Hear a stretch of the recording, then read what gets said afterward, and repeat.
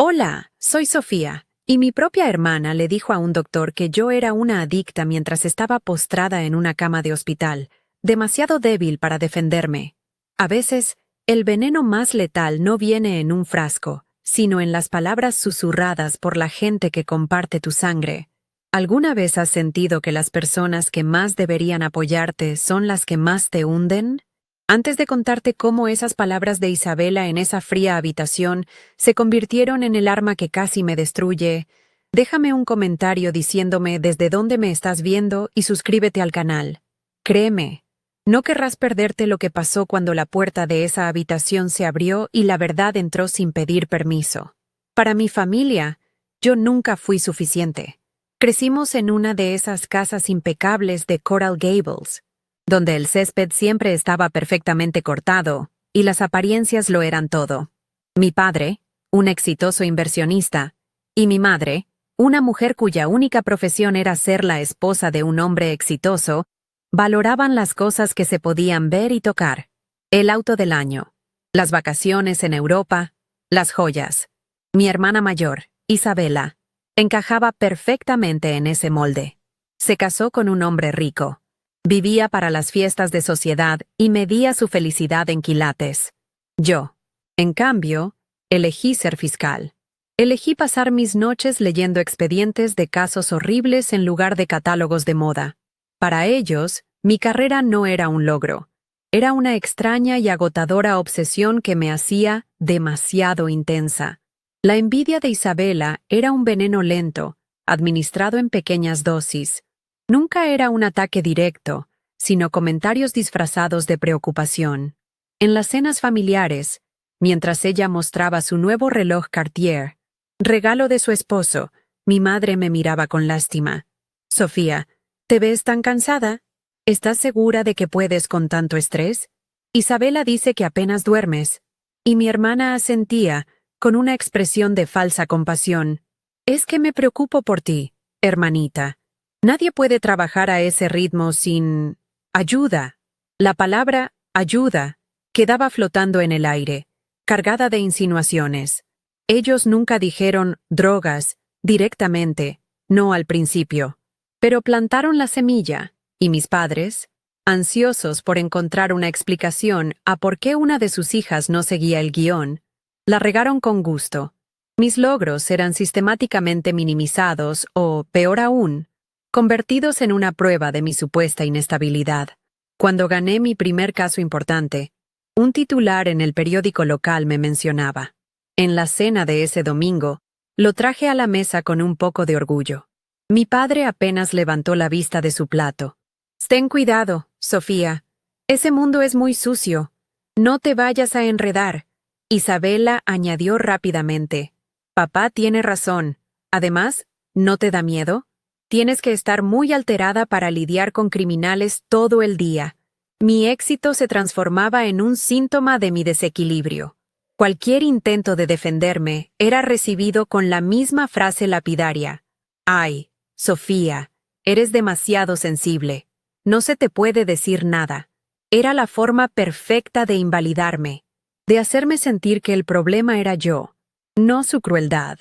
Recuerdo una vez, años antes, cuando me aceptaron en una de las mejores facultades de Derecho del país con una beca completa. Corrí a casa para contárselo, con la carta de aceptación temblando en mis manos. Mi madre me dio un abrazo rápido y dijo, «Qué bien, mija. Ahora, ayúdame a elegir el color de los manteles para la fiesta de compromiso de tu hermana».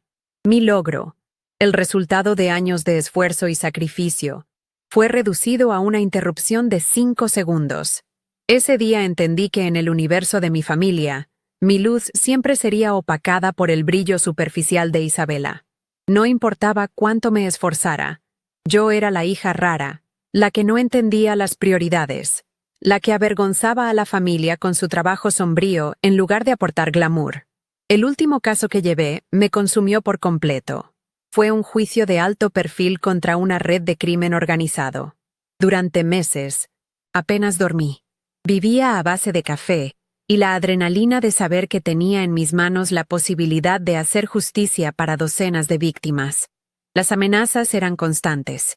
La presión de los medios era brutal y la complejidad del caso era abrumadora. Mi apartamento se convirtió en una cueva de documentos legales y fotos de evidencia. Me aislé del mundo, incluyendo a mi familia. Sus llamadas, preocupadas, se sentían más como una intrusión que como un apoyo. ¿Estás comiendo bien? Te oyes muy acelerada, decía mi madre. Yo sabía que detrás de esa pregunta estaba la voz de Isabela, susurrándole al oído que mi dedicación era en realidad un descenso a la locura. El agotamiento era más que un simple cansancio. Era un peso físico que me aplastaba los huesos, una niebla espesa que no me dejaba pensar con claridad. Mis manos temblaban al sostener una taza de café. Y a veces me encontraba mirando un párrafo durante minutos sin poder procesar las palabras. Mis colegas me decían que me tomara un descanso, que estaba al borde del colapso, pero yo no podía parar. Sentía que si me detenía, todo el caso se desmoronaría. Las víctimas dependían de mí, así que seguí adelante, empujando mi cuerpo y mi mente mucho más allá de sus límites, ignorando todas las señales de advertencia que me gritaban que parara. Creía que la victoria en la corte justificaría el sacrificio. No tenía idea de que el verdadero juicio estaba a punto de comenzar, y no sería en un tribunal. El veredicto fue culpable. Ganamos. Recuerdo el alivio inundando la sala del tribunal, los abrazos de mi equipo, las lágrimas de las familias de las víctimas. Sentí una oleada de euforia que duró exactamente 30 segundos. Luego, todo se volvió negro. No me desmayé de forma dramática. Fue más bien como si alguien hubiera apagado un interruptor. Mis piernas cedieron, y lo siguiente que supe fue el sonido distante de una sirena y la sensación de que me llevaban en una camilla. Mi cuerpo finalmente había dicho basta. Había ganado la batalla más importante de mi carrera, pero había perdido la guerra contra mi propio límite. El precio de la justicia, para mí, fue el colapso total. Desperté en una habitación de hospital privada, de esas que parecen más un hotel de lujo que un centro médico. Las paredes eran de un color crema, y por la ventana se veía un jardín perfectamente cuidado. El pitido rítmico de un monitor era el único sonido, aparte de las voces ahogadas que venían del otro lado de la puerta. Reconocí el tono autoritario de mi padre, el murmullo ansioso de mi madre y la voz clara y cortante de mi hermana, Isabela. Estaba demasiado débil para moverme. Mis párpados pesaban como plomo. Me sentía a la deriva, atrapada en esa neblina entre el sueño y la conciencia. Fue en ese estado de total vulnerabilidad, indefensa y conectada a una vía intravenosa, que escuché las palabras que me rompieron en pedazos. La puerta se abrió con un suave siseo, y un hombre con una bata blanca entró, seguido por mi familia. Era el doctor. Isabela se adelantó, colocando una mano en su brazo con una familiaridad ensayada, su rostro una máscara de angustia. «Doctor», dijo, su voz cuidadosamente modulada para sonar rota pero firme. «Estamos tan preocupados. Sofía ha estado trabajando demasiado, sin descanso». Hizo una pausa dramática, asegurándose de tener toda su atención. «Honestamente, nos preocupa que esté consumiendo algo, probablemente drogas, para poder soportarlo todo». Las palabras cayeron en el silencio de la habitación como piedras en un pozo. Yo, postrada en la cama, las escuché, y aunque mi cuerpo no podía moverse, sentí como si cada una de esas palabras me hubiera golpeado físicamente, dejándome sin aire y con un dolor más agudo que cualquier aguja intravenosa. En ese momento, quise gritar, quise levantarme y abofetearle la mentira de la cara, pero no podía. Mis músculos no respondían. Mi voz era un eco atrapado en mi garganta. Estaba prisionera en mi propio cuerpo, obligada a ser una espectadora silenciosa de mi propia destrucción. La ironía era tan cruel que quemaba. Me había derrumbado por agotamiento, por darlo todo en mi trabajo, por luchar por la justicia. Y aquí estaba mi hermana, la persona que debería conocerme mejor, convirtiendo mi sacrificio en una historia sórdida de adicción para salvar las apariencias. Era más fácil para ellos creer que estaba drogada a aceptar que una de sus hijas había elegido un camino de sacrificio en lugar de uno de comodidad. Mi debilidad física se convirtió en el lienzo perfecto para que ella pintara su obra maestra de traición. Lo que me destrozó aún más fue el silencio de mis padres. Estaban allí, de pie, justo detrás de Isabela, con expresiones de grave preocupación. No dijeron nada, no la corrigieron, no defendieron a la hija que yacía indefensa en una cama de hospital. Su silencio era un consentimiento, una firma en el documento de mi condena. Mi madre se llevó una mano a la boca, como si estuviera conteniendo un sollozo, y mi padre asintió lentamente a las palabras del doctor, con el ceño fruncido. En ese asentimiento vi toda mi vida de invalidación condensada en un solo gesto. No importaba la verdad, solo importaba la narrativa que fuera más conveniente para ellos, la que manchara menos el impecable barniz del apellido familiar. Me estaban abandonando en el momento en que más los necesitaba, y lo hacían sin pronunciar una sola palabra. El doctor, un hombre de mediana edad con ojos cansados, escuchó con una expresión profesional e indescifrable. Anotó algo en su tableta.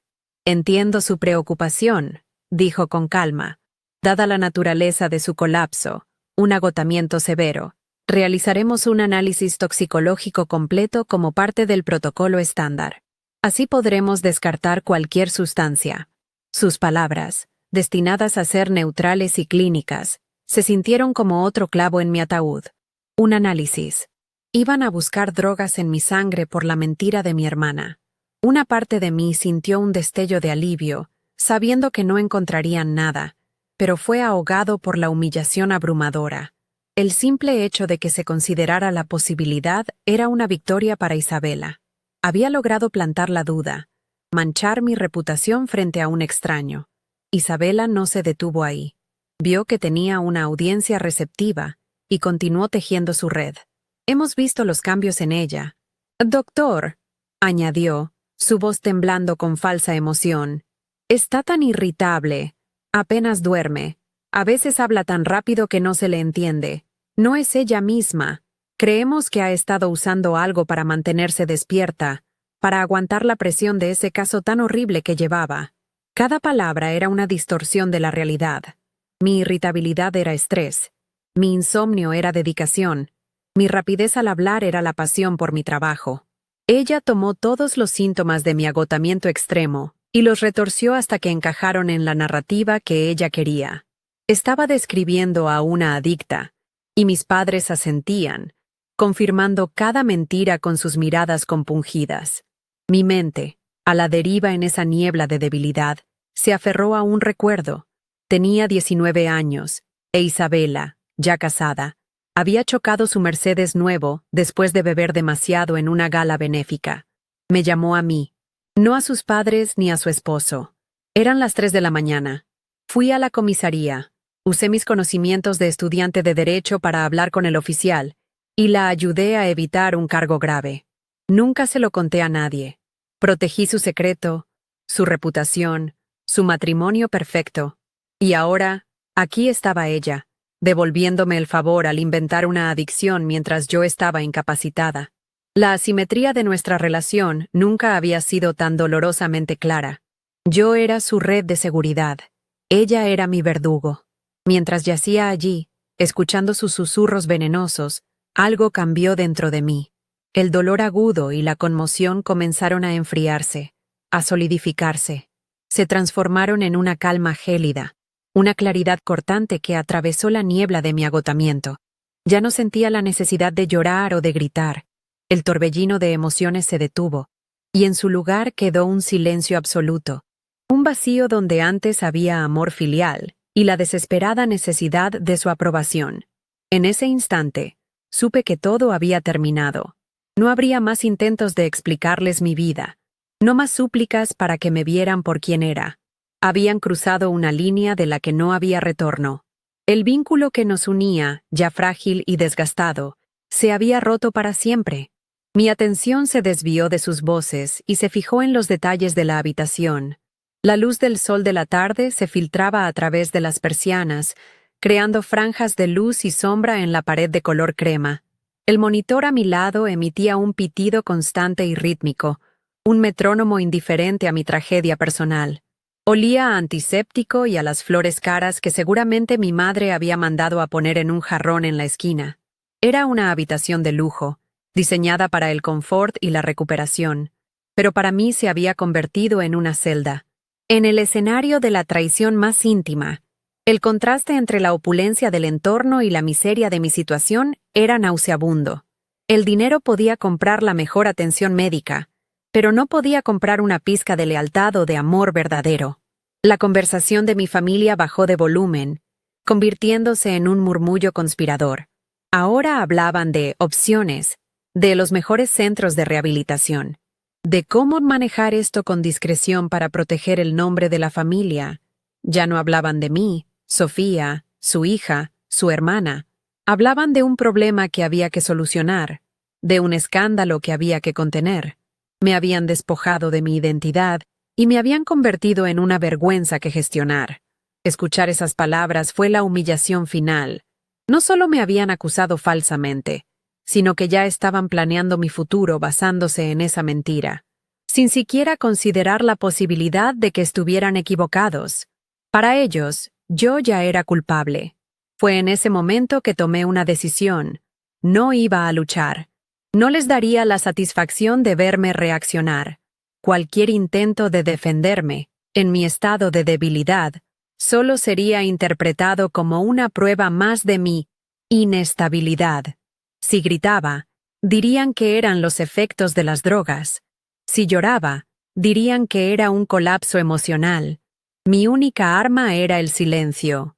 Decidí quedarme quieta, mantener los ojos cerrados y dejar que ellos se ahogaran en su propia farsa. Dejaría que la realidad hiciera el trabajo por mí.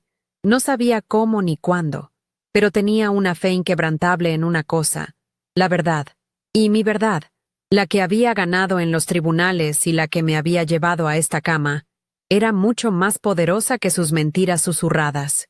Después de lo que pareció una eternidad, el doctor se fue, prometiendo volver con los resultados de los análisis. Mi familia se quedó sola conmigo en la habitación. El silencio era pesado, lleno de lo que no se decía. Entonces sentí una mano fría en mi brazo. Era Isabela. Se inclinó sobre mí, su perfume caro llenando el aire a mi alrededor. «Todo va a estar bien, hermanita», me susurró al oído, su aliento cálido contra mi piel. «Estamos aquí para ti. Te vamos a ayudar a superar esto». La hipocresía de ese gesto, de esas palabras, fue tan abrumadora que casi me ahogo. Quería apartarme, pero no pude. Así que me quedé inmóvil, recibiendo su falsa compasión como un último veneno, sintiendo cómo una nueva fuerza, fría y dura como el acero, se forjaba en lo más profundo de mi ser. Pasaron las horas, o tal vez solo minutos. El tiempo en esa habitación se había vuelto denso y pegajoso, como el aire antes de una tormenta. Mi familia, creyendo que yo estaba inconsciente o demasiado sedada para entender, continuó su macabro consejo de guerra. Hablaban en susurros, pero en el silencio de la habitación, cada palabra era como un grito. «Hay un lugar excelente en Malibú», decía Isabela, deslizando su dedo por la pantalla de su celular. «Muy discreto.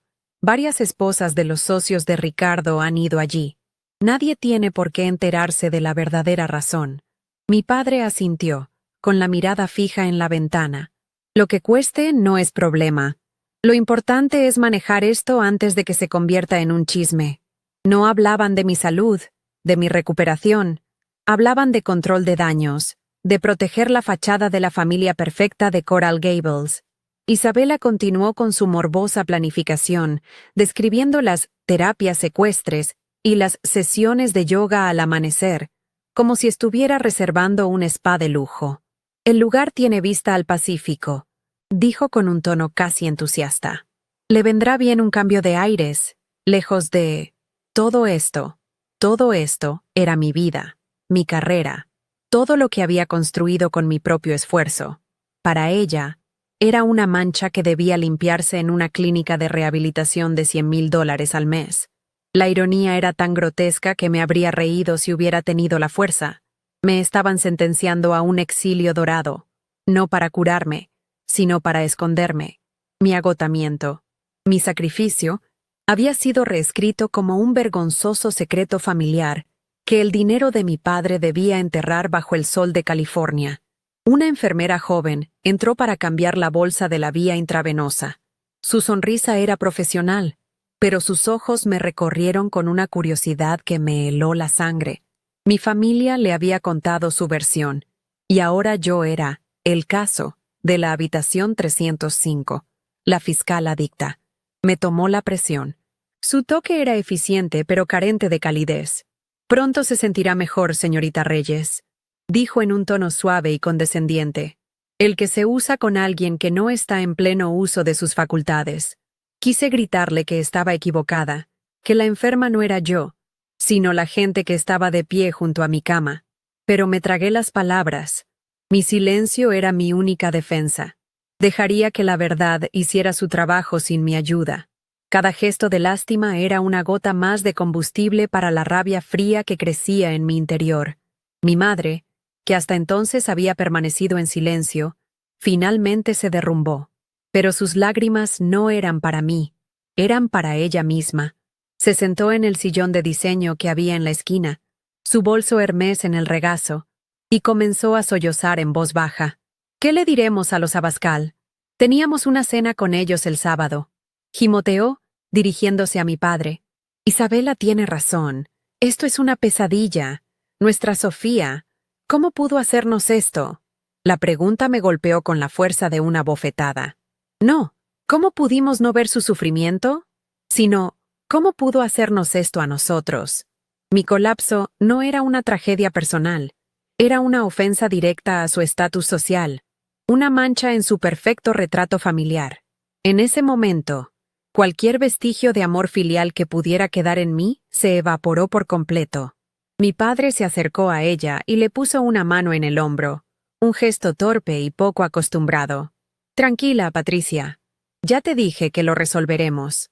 Diremos que fue un caso de agotamiento extremo, lo cual no es del todo mentira. Nadie tiene por qué saber los detalles. Su mirada se cruzó con la mía por un segundo. No había preocupación en sus ojos, solo una fría determinación. Era un hombre de negocios resolviendo un problema de imagen corporativa. Yo era una mala inversión, un activo defectuoso que amenazaba con devaluar la marca familiar. Él no estaba allí como un padre preocupado por su hija, sino como un director ejecutivo gestionando una crisis. La frialdad de su pragmatismo era más dolorosa que la malicia abierta de Isabela. Me concentré en el sonido rítmico del monitor de frecuencia cardíaca. Bip, bip, bip. Un latido constante y metódico en medio del caos emocional. Era la prueba de que, a pesar de todo, seguía viva. Me aferré a ese sonido como un ancla. Era mi verdad. Mi corazón seguía latiendo. Mi cuerpo seguía luchando. Incluso cuando mi propia familia ya me había dado por perdida. Observé cómo el sol de la tarde se movía a través de la habitación, proyectando largas sombras que parecían retorcerse en las paredes. Me sentí como una extraña en mi propia vida, una espectadora de una farsa cruel. Ya no sentía dolor, solo una extraña y desoladora calma. La calma que precede a la batalla final. La puerta se abrió de nuevo, y esta vez fue el doctor.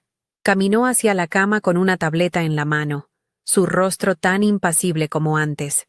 Mi familia se puso en pie de un salto, como si hubieran estado esperando una sentencia. Isabela se adelantó, su rostro una perfecta máscara de ansiedad. «Doctor, ¿alguna noticia?», preguntó, su voz temblando con una emoción perfectamente calculada.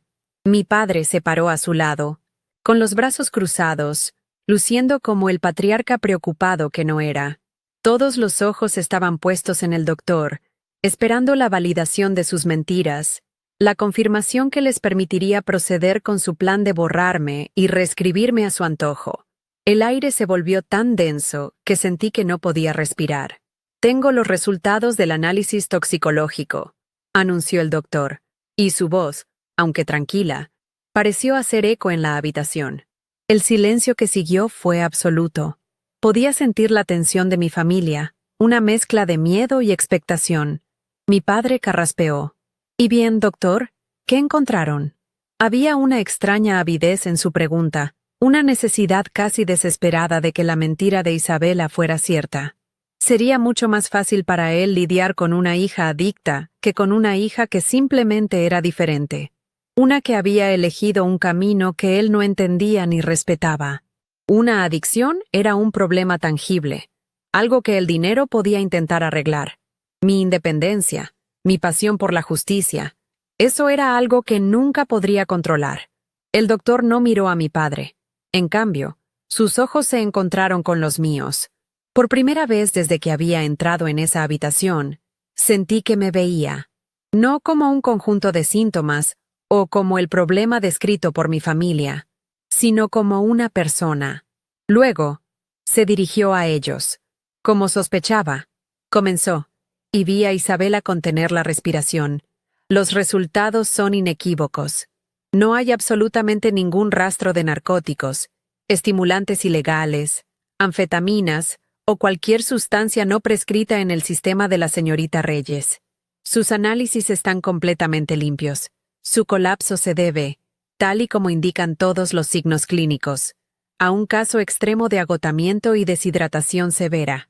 Un silencio diferente cayó sobre la habitación.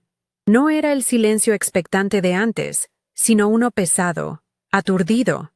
La verdad había llegado, no con un estruendo, sino con la fría y tranquila autoridad de un informe de laboratorio. Pude sentir, sin siquiera mirarlos, cómo el aire se escapaba del globo de su indignación fabricada.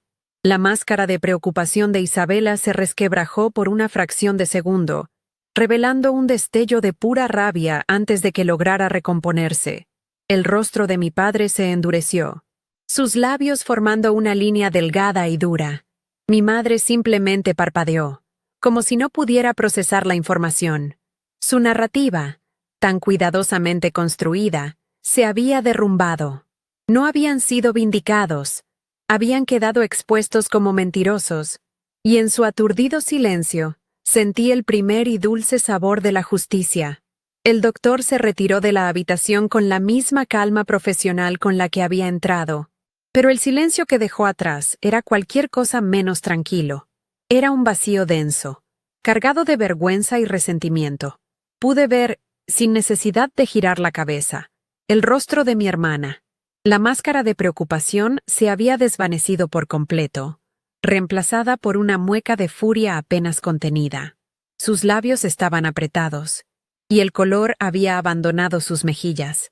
Mi padre tenía la mirada clavada en el suelo, como si de repente el impecable mármol del hospital fuera lo más fascinante del mundo. Mi madre, por su parte, se retorcía las manos. Su rostro era un campo de batalla entre la confusión y la humillación. La verdad no los había liberado, los había acorralado. Y yo, desde mi cama, los observé en su jaula de mentiras, sintiendo por primera vez en mi vida el poder del silencio. Isabela, como siempre, fue la primera en intentar romper el hechizo, no con una disculpa, sino con más veneno. Bueno, dijo con una risa forzada que sonó como un cristal al romperse. ¡Qué alivio!, ¿no? Supongo que solo estás loca. Entonces, la palabra loca la escupió, llenando el vacío que había dejado la palabra adicta. Eso no cambia el hecho de que no eres normal, Sofía. Nadie se derrumba así por simple cansancio. Sigues necesitando ayuda. Era increíble. Incluso enfrentada a la prueba irrefutable de su mentira, se negaba a ceder. Simplemente cambió de táctica, moviendo las piezas en su tablero para asegurarse de que yo siguiera siendo el problema, la pieza defectuosa en su perfecta familia. Su necesidad de verme rota era más fuerte que cualquier verdad. Mis padres, atrapados en el fuego cruzado entre la realidad y su lealtad a Isabela, se movían incómodos. Mi padre carraspeó, adoptando su tono de director ejecutivo. Bueno, ya está. No hay drogas. El asunto está zanjado, dijo, evitando la mirada de todos. Ahora nos concentraremos en tu recuperación. Un agotamiento de este nivel es serio. Veremos los mejores especialistas. Buscaremos un retiro de bienestar. Algo en las montañas, quizás. Escuché sus palabras y entendí. No había remordimiento, solo un cambio de estrategia. El plan seguía siendo el mismo: sacarme de circulación, manejarme como un problema.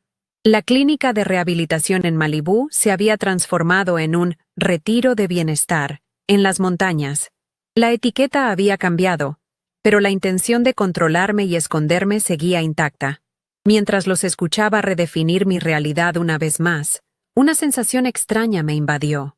La pequeña chispa de victoria que sentí cuando el doctor habló se había apagado, reemplazada por una profunda y desoladora certeza. Nunca se disculparían. Nunca admitirían el daño que me habían hecho. Para ellos, la verdad era simplemente un inconveniente que había que sortear. Su mundo se basaba en apariencias, y mi realidad, mi agotamiento, mi sacrificio, mi pasión, era demasiado cruda, demasiado real para encajar en él. En ese momento, la última hebra de esperanza de que algún día me vieran, de que algún día me entendieran, se rompió. No sentí dolor, solo una liberación fría y absoluta. Ya no necesitaba su aprobación. Ya no necesitaba nada de ellos. Justo en ese momento, la misma enfermera joven que me había mirado con lástima antes, volvió a entrar. Esta vez, traía una bandeja con un caldo ligero y un vaso de agua. Su comportamiento era completamente diferente. La condescendencia había desaparecido de sus ojos. Ahora me miraba con un respeto profesional, casi con una pizca de admiración. Doctor, me ha pedido que me asegure de que empiece a hidratarse, fiscal Reyes, dijo, y el uso de mi título profesional sonó como música en mis oídos. Fue una pequeña cosa, un cambio sutil en el tono de una extraña, pero para mí fue monumental. Fue la primera confirmación externa de que mi verdad, la que ellos habían intentado enterrar, estaba empezando a salir a la superficie. La enfermera me vio, no como la adicta loca que mi familia describió, sino como la fiscal que era. Mi padre, ignorando por completo la interacción, continuó con su plan. He visto un lugar en Colorado. Aislado, tranquilo. Podrías pasar un par de meses allí, desconectar de todo, dijo, más para sí mismo que para mí. Estaba intentando desesperadamente recuperar el control de la situación, de la narrativa. Si no podía etiquetarme como adicta, me etiquetaría como frágil, como una persona rota que necesitaba ser enviada lejos para ser reparada. Era su forma de lidiar con las cosas que no entendía. Las empaquetaba y las enviaba lejos. Su hija fiscal, que lidiaba con los peores criminales de la ciudad, era una de esas cosas. No podía procesar la idea de que mi fuerza y mi debilidad provinieran de la misma fuente. Mi dedicación a la justicia. Isabella, al ver que estaba perdiendo terreno, lanzó su último ataque. Se acercó a la cama, su rostro una máscara de falsa superioridad. ¿Ves, Sofía? Esto es lo que pasa cuando te empeñas en vivir en ese mundo horrible. Te destruye. Si me hubieras hecho caso, si hubieras elegido una vida normal, no estarías aquí. Su lógica era retorcida pero consistente. El diagnóstico del doctor no era una exoneración para mí, sino una condena a mi estilo de vida. Mi colapso era la prueba definitiva de que ella tenía razón desde el principio, de que mis elecciones eran erróneas y las suyas eran las correctas. No podía soportar la idea de que mi sacrificio tuviera algún valor, así que tenía que convertirlo en un fracaso personal, en una prueba de mi propia estupidez. Hasta ese momento, había permanecido completamente inmóvil, dejando que sus palabras me resbalaran como el agua, pero ya era suficiente. Lentamente, con un esfuerzo que me costó casi toda la energía que me quedaba, moví el brazo. Mi mano, que antes se sentía como un peso muerto, se levantó de la sábana. Mis dedos se cerraron alrededor del vaso de agua que la enfermera había dejado en la mesita de noche. El movimiento fue pequeño, vacilante, pero para mí fue un acto de rebelión. Era yo, tomando el control de mi propia recuperación, satisfaciendo mi propia necesidad sin su ayuda ni su permiso. Los tres se quedaron en silencio, observando mi mano temblorosa como si estuviera desactivando una bomba. En ese simple gesto, les estaba diciendo que ya no era su prisionera. Me llevé el vaso a los labios y bebí. El agua fría se sintió como vida pura, recorriendo mi garganta seca. Bebí despacio, deliberadamente, sin apartar la vista de un punto fijo en la pared frente a mí. No los miré. No les di la satisfacción de ver ninguna emoción en mi rostro. Cuando terminé, coloqué el vaso de nuevo en la mesita, con un suave clic que resonó en el silencio tenso de la habitación. El equilibrio de poder había cambiado. Ya no era la víctima indefensa en la cama. Era una mujer que, a pesar de todo, se estaba reponiendo. Ellos ya no tenían nada que decir. Su guión se había agotado. Sus mentiras habían sido expuestas, y su intento de control había fracasado. El aire se llenó de una quietud incómoda, la calma que precede a un terremoto. Fue entonces cuando escuchamos dos golpes suaves y firmes en la puerta. El sonido cortó la tensión como un cuchillo. Los tres se giraron bruscamente, sus rostros una mezcla de sorpresa e irritación. Probablemente esperaban a otro médico, a otra enfermera que interrumpiera su drama familiar. Mi padre, visiblemente molesto por la intrusión en su momento de crisis contenida, ladró un «sí» cortante hacia la puerta. La manija giró lentamente, y la puerta comenzó a abrirse, revelando una figura alta y distinguida en el umbral. No era un médico, no era una enfermera, era el comienzo del fin de su mundo, y el verdadero comienzo del mío, y ellos no tenían ni la menor idea de lo que estaba a punto de suceder. La figura que entró no era un médico, era un hombre mayor, de unos 60 y tantos años, con el cabello plateado peinado hacia atrás, y una dignidad que parecía fuera de lugar en la esterilidad de una habitación de hospital. Llevaba un traje de lino de color claro, perfectamente planchado a pesar del calor de Miami, y sus zapatos de cuero brillaban con un lustre discreto. No era la clase de riqueza ostentosa a la que mi familia estaba acostumbrada, la de los logos y las marcas evidentes. Esta era una elegancia diferente, una que emanaba de la confianza y el respeto ganado, no comprado. Sus ojos, enmarcados por unas cejas pobladas, recorrieron la habitación con una calma autoritaria, deteniéndose por un instante en el trío tenso que formaban mis padres y mi hermana, antes de posarse finalmente en mí. Mi familia se quedó paralizada, sorprendida por la intrusión. Vi a mi padre enderezar la espalda, su expresión pasando de la molestia a la evaluación en un segundo. Claramente, estaba tratando de ubicar a este hombre en su universo de contactos importantes. ¿Un administrador del hospital? ¿Quizás un abogado de alto nivel enviado por uno de sus socios? Isabela lo miró de arriba a abajo con una mezcla de curiosidad y desdén, el tipo de mirada que reservaba para cualquiera que no reconociera inmediatamente como parte de su círculo social exclusivo. Mi madre simplemente parecía desconcertada, como si la aparición de un extraño en este momento tan íntimamente vergonzoso fuera una violación de las reglas no escritas de su mundo protegido.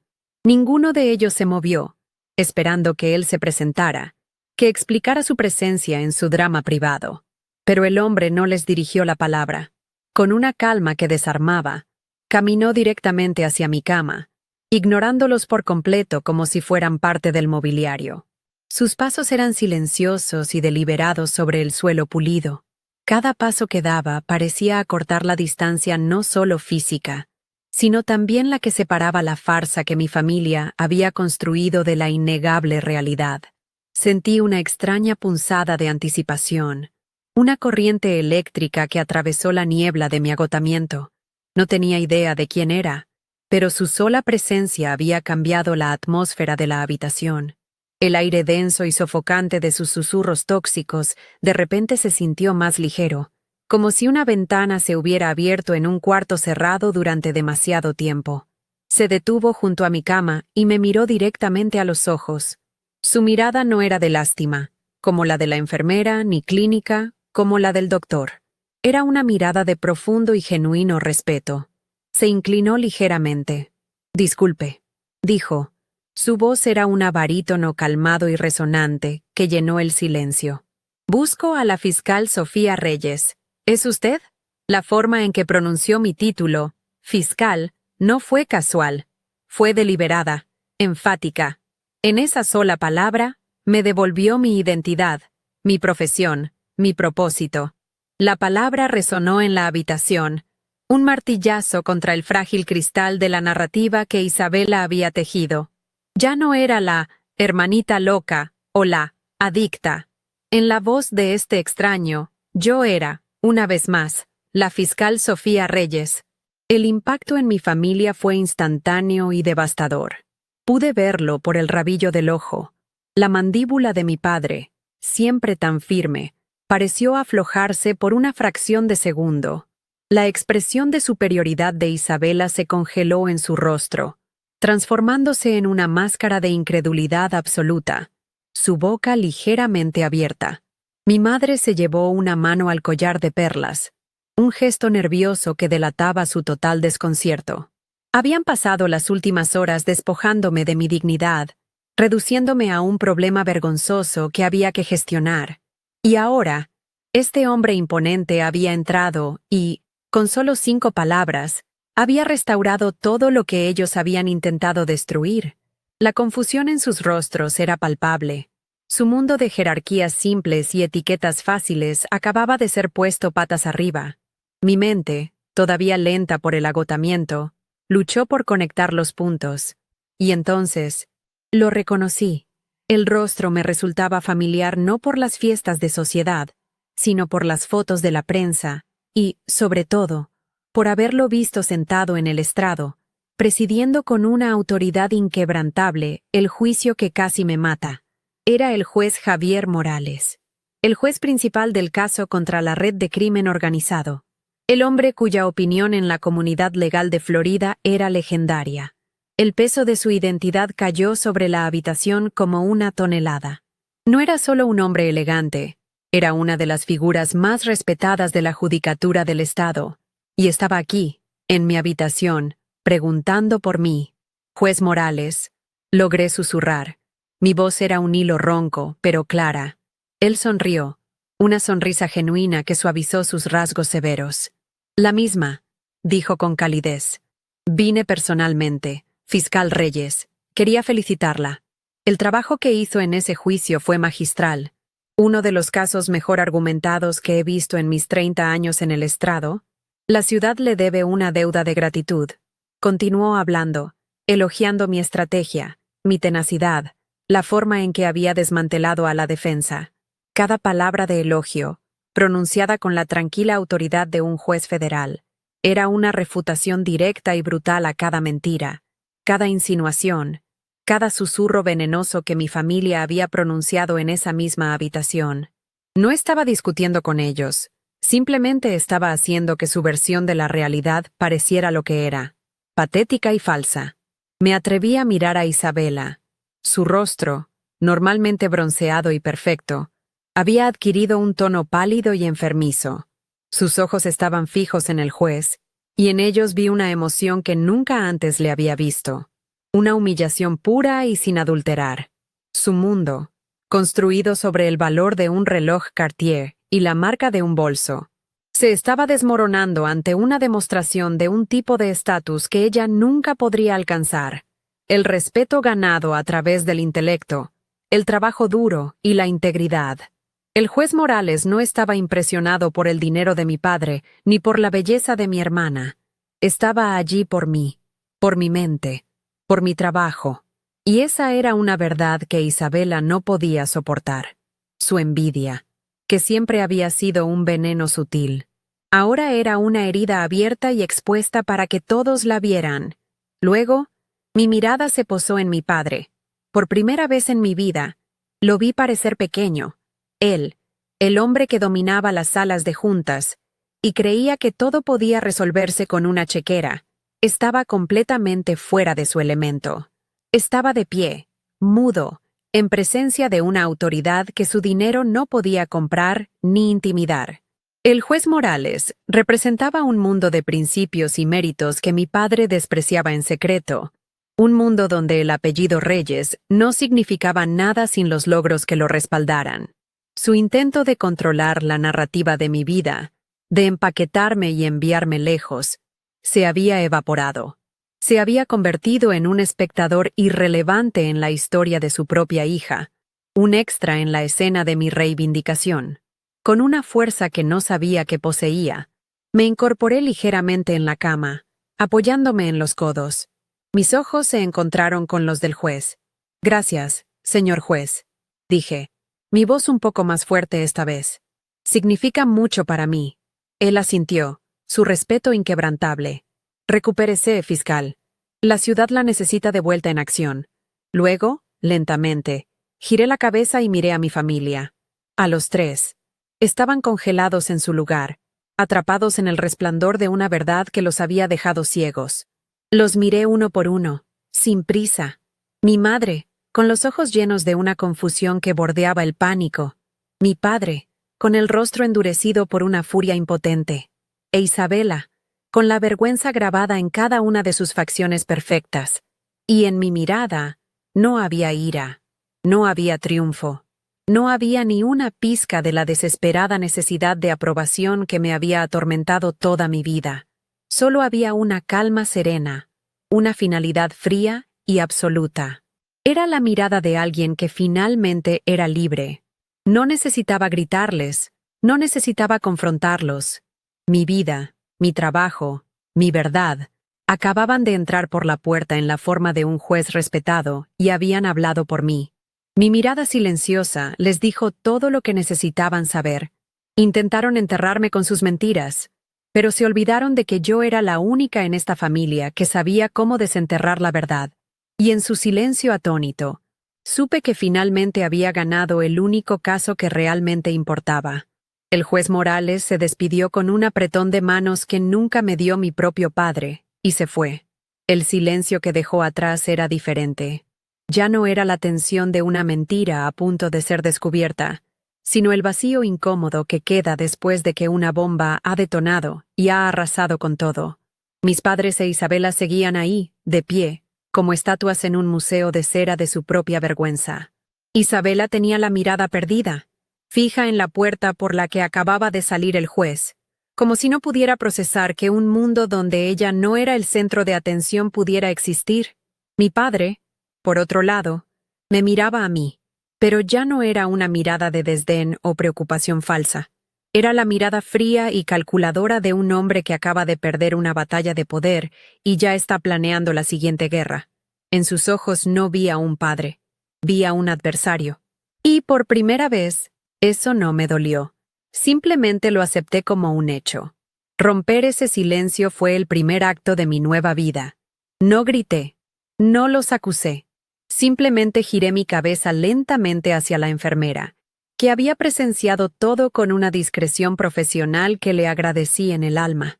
«Enfermera», le dije, y mi voz, aunque débil, sonó firme en la quietud de la habitación. Le agradecería mucho si pudiera pedirle a mi familia que se retire. El doctor dijo que necesito descansar. No fue una petición, fue una orden envuelta en cortesía. Les estaba diciendo, sin decírselo, que su tiempo en mi vida, en mi habitación, se había acabado.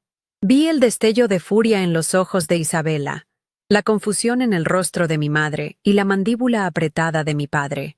Pero ninguno dijo nada. ¿Qué podían decir? La autoridad en esa habitación ya no era la de ellos, ni la de su dinero. Era la mía, respaldada por la verdad que un juez acababa de validar. Su salida fue tan reveladora como todo lo que había pasado antes. No se fueron como una familia unida que se retira para reagruparse. Se fueron como tres extraños huyendo de la escena de un crimen. Isabela fue la primera. Salió disparada, sin mirarme. El sonido de sus tacones caros golpeando el suelo de linóleo era como una ráfaga de ametralladora. Era su forma de tener la última palabra, una pataleta silenciosa y furiosa. Mi madre fue la siguiente. Se detuvo en la puerta, se giró y me miró con una expresión de súplica, como si esperara que yo le dijera algo, que la absolviera, que hiciera que todo volviera a ser como antes. Pero me mantuve en silencio. No le ofrecí nada. Su momento para defenderme había pasado hacía mucho tiempo. Finalmente, mi padre se fue, cerrando la puerta detrás de él con un suave clic. Ese sonido, tan carente de drama, fue el más definitivo de todos. Fue el sonido de un capítulo cerrándose para siempre. Cuando la puerta se cerró, Solté un suspiro que pareció vaciar mis pulmones de todo el aire viciado de los últimos 27 años. La habitación, que antes se sentía como una jaula, de repente se sintió espaciosa, llena de posibilidades. El pitido rítmico del monitor de frecuencia cardíaca ya no era un recordatorio de mi fragilidad, sino el compás constante de mi propia supervivencia. Me senté un poco más erguida en la cama. Tomé el tazón de caldo que la enfermera me había dejado y empecé a comer. Cada cucharada se sentía como un acto de recuperación, no solo física, sino del alma. Estaba sola, por primera vez verdaderamente sola, y en lugar de sentir miedo o abandono, sentí una paz profunda y abrumadora. La paz de saber que ya no tenía que luchar por un lugar en una mesa donde nunca quisieron servirme un plato. Las semanas que siguieron a mi alta del hospital fueron una especie de renacimiento silencioso. Me tomé una licencia médica de la fiscalía, no porque estuviera rota, sino porque necesitaba tiempo para reconstruir mi vida sobre un nuevo cimiento, el mío propio. Las comunicaciones de mi familia llegaron en forma de goteo, cada una un reflejo perfecto de quiénes eran. Mi madre me envió mensajes de texto esporádicos y llenos de culpa. ¿Estás comiendo bien, mija? Estoy preocupada. Nunca los respondí. Mi padre no me llamó. En su lugar, recibí un correo electrónico de su asistente financiero con una copia de la factura del hospital pagada en su totalidad. Un recordatorio de que para él, todo era una transacción. De Isabela, no recibí nada. Su silencio era la única cosa honesta que me había dado en toda mi vida. Y yo acepté ese silencio como el regalo que era. El regalo de su ausencia.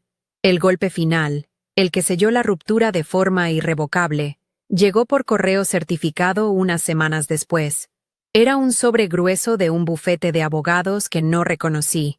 Dentro, una carta redactada en un lenguaje legal frío y distante informaba que, debido a mi evidente distanciamiento de la unidad familiar, mi padre había decidido reestructurar los activos del fideicomiso familiar. En resumen, me estaban cortando el grifo. Era su último movimiento en el tablero, su última y más poderosa arma, el dinero. Esperaban que eso me hiciera volver arrastrándome, que me sometiera. Se sentaron a esperar mi llamada desesperada, pero la llamada que hice no fue para ellos. Fue para mi propio abogado, un colega de la fiscalía que me debía un favor. Y mis instrucciones fueron simples. No luches por nada. Redacta los documentos para renunciar a todo. No quiero ni un centavo de ellos. No hubo una gran confrontación final, ni una escena dramática de película.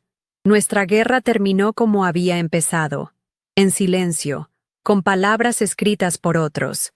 Mis padres seguramente se sorprendieron cuando su abogado les informó que yo había renunciado voluntariamente a todo. No podían entender que alguien pudiera elegir la dignidad por encima del dinero, porque en su mundo, la dignidad era algo que se compraba con dinero. Vendí el Porsche que me habían regalado para mi graduación, y con ese dinero pagué el depósito de un pequeño apartamento en el centro, lejos del aire enrarecido de Coral Gables. Dejé atrás los muebles de diseño, la ropa de marca, todo lo que me ataba a esa vida. Me quedé solo con mis libros de derecho, mi ropa de trabajo y una sensación de ligereza que ningún fideicomiso millonario podría haber comprado jamás. A veces, me llegan noticias de ellos a través de terceros, como ecos de un mundo que ya no es el mío. Me contaron que el marido de Isabela tuvo serios problemas financieros y que tuvieron que vender la mansión en la que vivían. Al parecer, la presión la consumió. La gente dice que se ha vuelto una mujer amargada y solitaria, que su belleza, que era su única moneda de cambio, se ha endurecido en una máscara permanente de descontento. No sentí alegría al escucharlo, pero tampoco sentí pena. Fue como leer una noticia sobre desconocidos. Su vida, construida sobre la envidia y la apariencia, simplemente se había derrumbado bajo su propio peso. Era la consecuencia lógica de sus elecciones, no un castigo divino. La vida, a veces, no necesita dramas. Simplemente deja que la gente coseche lo que ha sembrado. Hoy, mi vida es más pequeña, más tranquila y infinitamente más rica. Volví a mi trabajo en la fiscalía, pero con límites claros. Ya no trabajo hasta el punto del colapso, porque ahora sé que mi valor no reside en mi capacidad de sacrificio, sino en mi capacidad de perseverar. Nunca volví a hablar con ellos. Hay un espacio vacío donde antes había una familia, un dolor fantasma que a veces punza en las noches solitarias o en los días festivos. Pero es un dolor limpio, el dolor de una amputación necesaria para salvar el resto del cuerpo.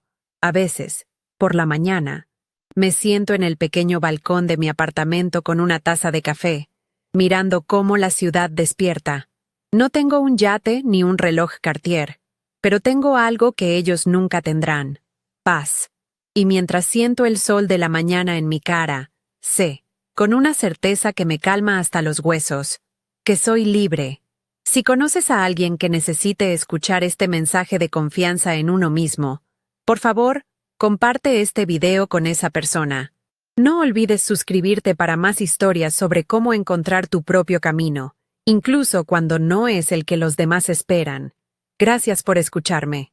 Mirando hacia atrás, me doy cuenta de que la lección más grande no fue sobre demostrar que mi familia estaba equivocada, sino sobre darme cuenta de que ya no necesitaba que estuvieran en lo cierto. Durante años, viví en una batalla silenciosa, luchando por un veredicto de aprobación que nunca iba a llegar. Gasté tanta energía tratando de que me vieran, de que me entendieran, que casi me perdí a mí misma en el proceso. La verdadera victoria no fue el momento en que se quedaron sin palabras, fue el momento en que su opinión dejó de tener poder sobre mí. Aprendí que a veces, la paz no se encuentra ganando la discusión, sino simplemente abandonando la sala del tribunal de la validación familiar, sabiendo que tú eres tu propio juez y jurado, y que ya te has declarado inocente. Aprendí que la palabra familia a veces es solo una etiqueta, una palabra que usamos por costumbre para describir a las personas con las que compartimos un árbol genealógico, pero no necesariamente un corazón. La verdadera familia son aquellas personas que ven tu luz, y en lugar de sentir envidia, se acercan para calentarse con ella. Son los que te defienden cuando no puedes defenderte, los que te recuerdan quién eres cuando el mundo, o incluso tus propios parientes, intentan convencerte de que eres otra persona. El respeto de un extraño como el juez Morales, basado en mi trabajo y mi integridad, me enseñó más sobre la lealtad y el apoyo que 27 años de cenas incómodas y cumplidos vacíos en la mansión de mis padres. A veces, la sangre no te hace familia, te hace rehén. Y la libertad es darte cuenta de que tienes la llave para liberarte. La verdad es algo curioso. No necesita que la grites. No necesita que la defiendas con uñas y dientes. Simplemente existe, esperando pacientemente en el silencio. Durante todo ese tiempo, yo intentaba explicar mi verdad, justificar mis decisiones, argumentar mi caso ante un jurado que ya me había condenado. Pero la verdad no necesita un abogado. Solo necesita una oportunidad para manifestarse. La llegada de ese juez a mi habitación de hospital fue eso. La verdad entrando por la puerta sin pedir permiso. No tuvo que decir que mi hermana mentía. Su simple presencia, su respeto, hizo que las mentiras se evaporaran como niebla bajo el sol. La lección más poderosa fue esa. Deja de agotar tu voz tratando de convencer a los que no quieren oír. Vive tu verdad con tanta integridad que se vuelva innegable. También entendí algo profundo sobre la envidia, sobre gente como mi hermana Isabela. La gente que intenta apagar tu brillo no lo hace porque el tuyo sea demasiado intenso, sino porque les recuerda su propia oscuridad. Sus ataques, sus susurros venenosos, nunca fueron realmente sobre mí. Eran un reflejo de su propio vacío, de su propia insatisfacción con una vida construida sobre cimientos tan frágiles como la apariencia y el estatus. Cuando alguien te ataca por ser quien eres, no te está juzgando a ti, se está describiendo a sí mismo. Comprender eso no borra el dolor, pero lo pone en perspectiva. Te permite ver su crueldad no como una herida personal, sino como el síntoma de su propia enfermedad. Y eso, de una manera extraña, te libera de la carga de su odio. Crecí pensando que la riqueza se medía en autos de lujo, relojes Cartier y mansiones en Coral Gables. Creía que el éxito era algo que se podía ver, tocar y presumir en una fiesta. Pero en esa habitación de hospital, rodeada de la opulencia que mi padre podía comprar, me sentí más pobre que nunca.